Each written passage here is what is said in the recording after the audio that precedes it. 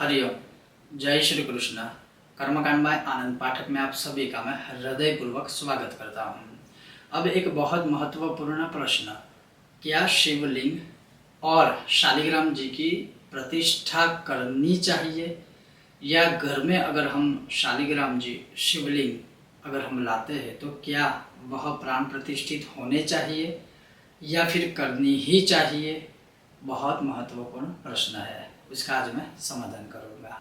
तो सर्वप्रथम बात यह है कि कभी भी शिवलिंग और शालिग्राम जी की प्राण प्रतिष्ठा नहीं होती, किंतु शिवलिंग के विषय में खास आप स्मरण रखिएगा कि अंगुष्ठ मात्र मतलब अंगुष्ठ मात्र अंगूठे के जितना अगर शिवलिंग आप घर में रखते हो तो उसकी प्राण प्रतिष्ठा करने की आवश्यकता नहीं है। लेकिन अगर अंगुष्ठ मात्र से बड़ा शिवलिंग जब आप घर में लाते हो तो अवश्य प्राण प्रतिष्ठा करनी ही चाहिए। फिर से सुनिए, अंगुष्ठ मात्र जो शिवलिंग होता है घर में आप लाते हो, उनकी पूजा करते हो तो आपको प्राण प्रतिष्ठा करने की आवश्यकता नहीं है। लेकिन अंगुष्ठ मात्र से बड़ा अगर शिवलिंग आप घर में रखते हो तो हाँ, अवश्य प्राण प्रतिष्ठा करनी चाहिए। अब प्राण प्रतिष्ठा कौन सी करनी है? चल और अचल दो प्रकार की होती है, तो मैं आपको सरल भाषा में समझाऊं, चल अचल को छोड़कर सरल भाषा में बताऊं। जैसे बड़े बड़े मंदिरों में बड़े बड़े जो शिवालय आदि होते हैं या विष्णु मंदिर आदि होते हैं या बड़े बड़े जो धाम होते हैं, मंदिर होते हैं, उसमें जो प्राण प्रतिष्ठा की जाती है वो 3 दिन की होती है, 3 से 5 दिन जैसा देश काल होता है उस अनुसार। तो वो वहाँ जो प्राण प्रतिष्ठा की जाती है वैसी प्राण प्रतिष्ठा घर में अगर अंगुष्ठ मात्रा अंगूठे से बड़ा शिवलिंग रखते हो तो नहीं करनी है। सामान्य जो प्रकार है प्राण प्रतिष्ठा का, जो हमने वीडियो बनाया हुआ है अलग प्रकार से प्राण प्रतिष्ठा का, अलग प्रकार से मतलब हमने शिवलिंग के विषय में नहीं, अपितु हमने यंत्र और मूर्ति की जो प्राण प्रतिष्ठा घर में की जाती है करीब आधे या 1 घंटे में, वो आपको पहले वीडियो बनाकर बताई हुई है। तो उसी माध्यम से उसी प्रकार से आप शिवलिंग की घर में प्राण प्रतिष्ठा कर सकते हो। तो याद रखिए, अंगूठे से बड़ा अगर शिवलिंग आप घर में लाते हो तो अवश्य उसकी प्राण प्रतिष्ठा करनी चाहिए। अब दूसरा भी खास नियम आप याद रखिए, नर्मदा के कंकर सभी में शंकर, अर्थात भगवान शिव ने कहा है नर्मदा में जितने जितने कंकर भी होंगे वो मैं स्वयं उसमें निवास करता हूँ, वो शंकर होंगे। अगर नर्मदेश्वर शिवलिंग लाते हो अंगुष्ठ मात्रा या अंगुष्ठ मात्रा से थोड़ा बड़ा भी आपके घर में, मैं घर की बात कर रहा हूँ, तो उसकी भी प्राण प्रतिष्ठा करने की आवश्यकता नहीं होती है, क्योंकि वह तो स्वयंभू है, भगवान ने ही वरदान दिया है। तो ऑलरेडी भगवान कह रहे हैं कि नर्मदा के जितने कंकर उतने में मैं शंकर। तो भगवान ने तो उसी समय पर जब वरदान दिया तभी से अपना निवास उस कंकरों में, मतलब नर्मदा के अंदर जिसे हम कंकर कहते हैं वो सब शंकर है। तो नर्मदेश्वर शिवलिंग है, उसमें प्राण प्रतिष्ठा करने की आवश्यकता नहीं है। जो हम घर में रखते हैं उसकी बात कर रहा हूँ। तो ये एक स्पष्ट हो गया। दूसरी बात अब रही शालिग्राम जी की। शालिग्राम जी गंडकी नदी के अलावा दुनिया में कहीं से भी प्राप्त नहीं होते हैं।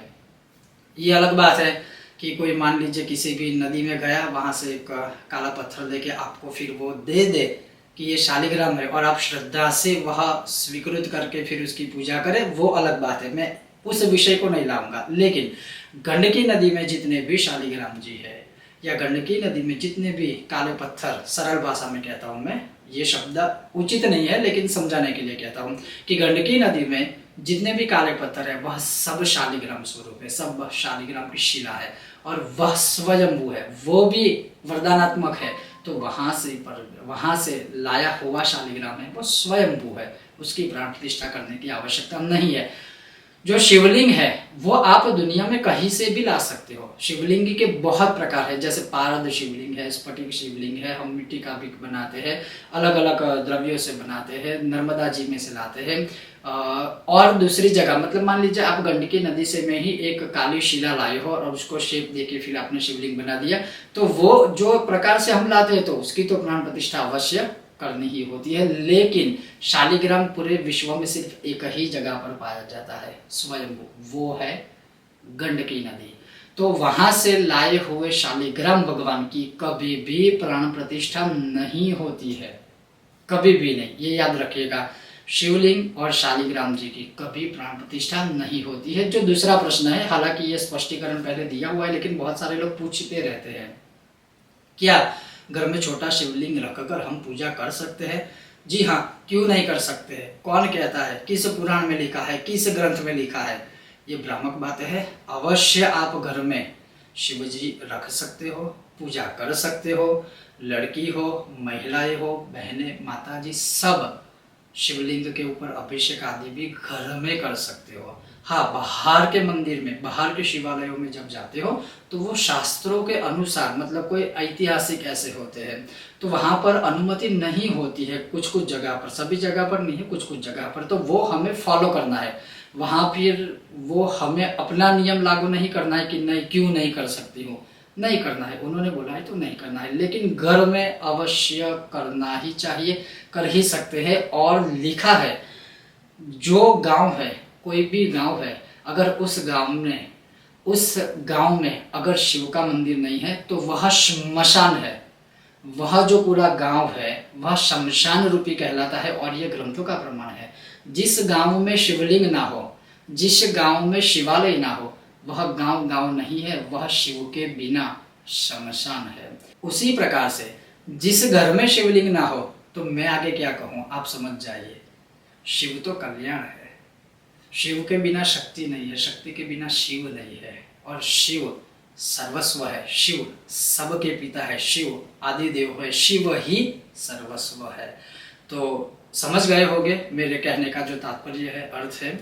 तो अवश्य जो मैंने कहा, शिवलिंग शालिग्राम जी की प्राण प्रतिष्ठा करने की आवश्यकता नहीं है। ओम गणेश, जय श्री कृष्ण, जय महादेव। सब स्वस्थ रहिए, मस्त रहिए, अपना अपने परिवार का अवश्य ध्यान रखिएगा। जय श्री कृष्ण। ओम गणेश।